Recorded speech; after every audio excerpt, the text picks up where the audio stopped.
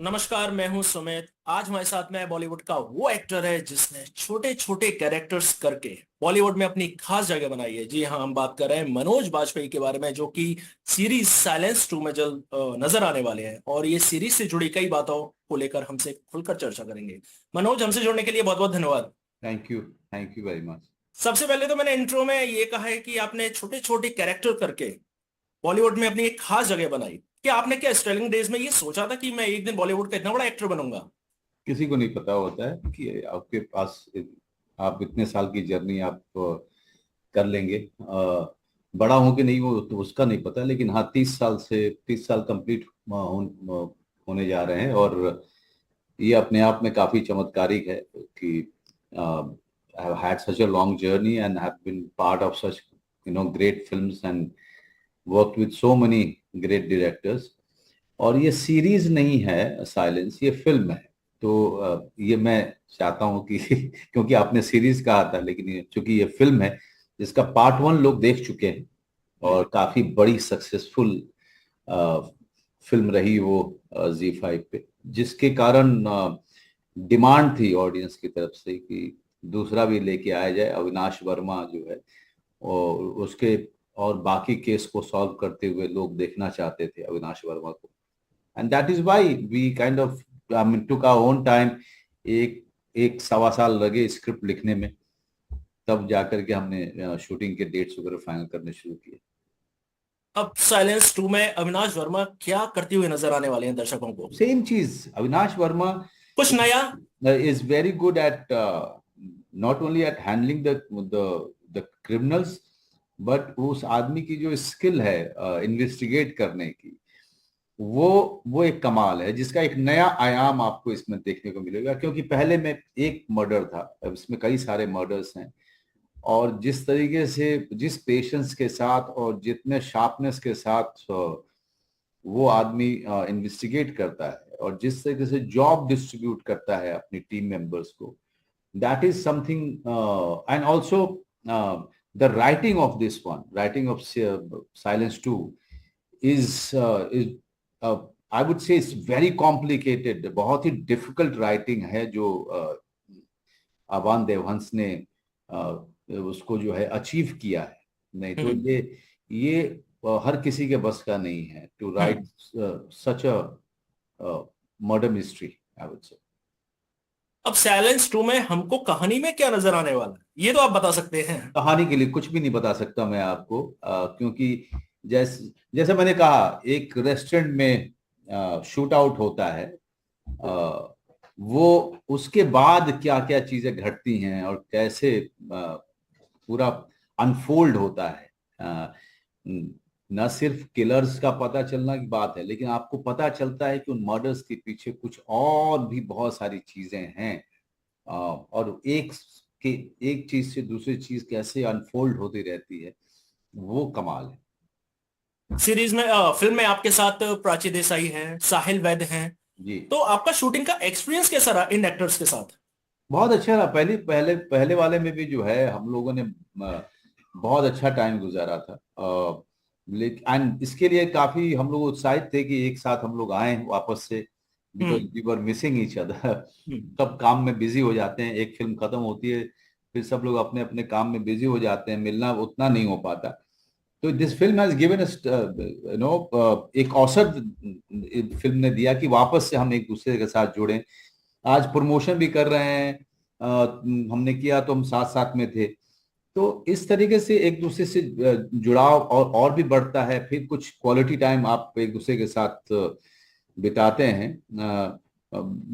और उसके कारण एक्साइटमेंट रहती है कि जब आप दूसरा सीजन कर रहे होते हैं, दूसरा पार्ट कर रहे होते हैं। जैसे फैमिली मैन के साथ है, हम पहले के बाद जब दूसरे में मिले तो काफी उत्साहित थे एक दूसरे के साथ समय बिताने के लिए। अब जब तीसरा होगा तो तीसरे के लिए भी बहुत ज्यादा उत्साहित हैं काफी। अब एक एक दूसरे को फोन करना सब शुरू ही कर देते हैं। ये मुल्क जानना चाहता है कि फैमिली मैन 3 आ कब रही है? ये नेशन वांट्स टू नो। या बहुत जल्दी बहुत बड़ी खबर आपको मिलेगी। थोड़ा हिंट तो दे सकते हैं, इतना तो कर सकते हैं आप। अरे मैं क्या बोलूं, अमेजोन वालों ने कॉन्ट्रैक्ट में ऐसे ऐसे क्लॉज डाल दिए हैं ना कि, कि मैं मेरे मुंह, जबकि मैं तो बहुत सब चीजें लोगों को बता देता हूँ, लेकिन ऐसा क्लॉज डाल दिया है कि मैं कुछ बोल नहीं सकता, लेकिन इतना ही कह सकता हूँ कि बस रुक जाइए, 15 दिन और 10-15 दिन से भी कम, एक बड़ी न्यूज आने वाली है। मतलब 15 दिन ही माने, 15 दिन के अंदर दर्शकों को न्यूज मिल जाएगी, ये माने हम? एक अच्छी न्यूज मिलेगी आपको।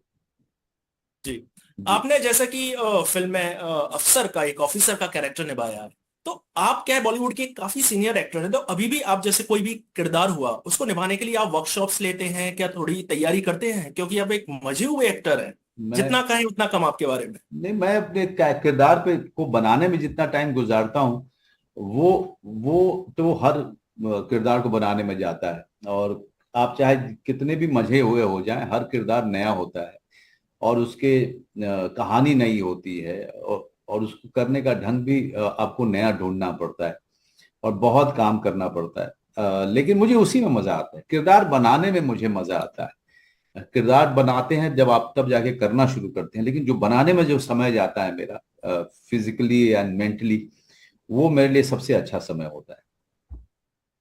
मैंने टीजर में देखा था कि आप गुंडों की पिटाई कर रहे हैं, तो क्या रियल लाइफ में कभी आपने गुंडों की पिटाई की है?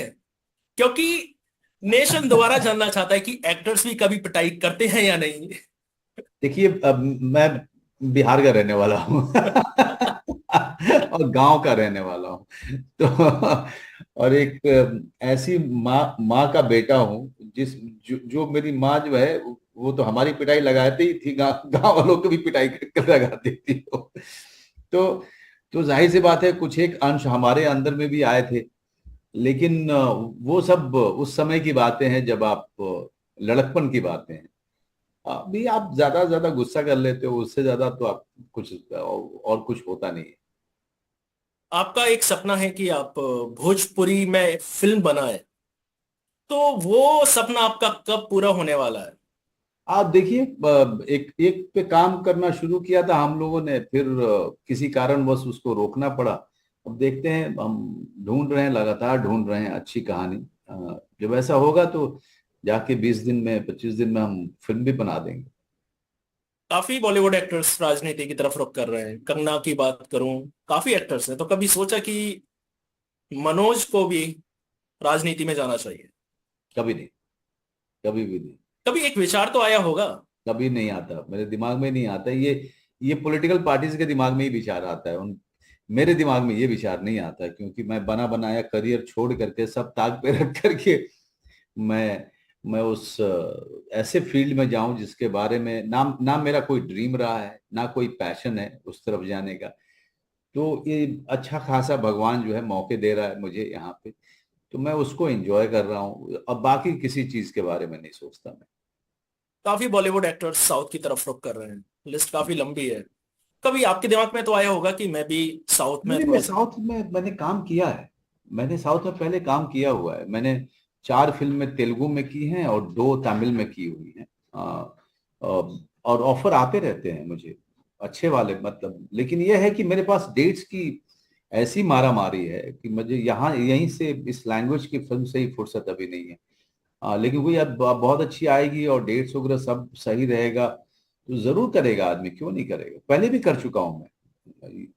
साउथ की फिल्में तो अभी आपके थिएटर में इससे इतने बड़े तौर पे आने शुरू हुई है, क्योंकि लोगों ने यहाँ पे बहुत देखना शुरू किया, लेकिन टेलीविजन पे तो डब्ड वर्जन हमेशा आती थी। और हिंदी के दर्शक जो है हरियाणा में, बिहार में, वो डब्ड वर्जन देखते थे, उनको पता था कि एनटीआर जूनियर कौन है, आलू अर्जुन कौन है, रामचरण कौन है, सबको पता था। अभी हाल ही 2 फिल्में रिलीज हुई हैं, बड़े मियाँ छोटे मियाँ, जी। मैदान, पर बॉक्स ऑफिस पर कोई खास इनका जादू नहीं दिख पा रहा है।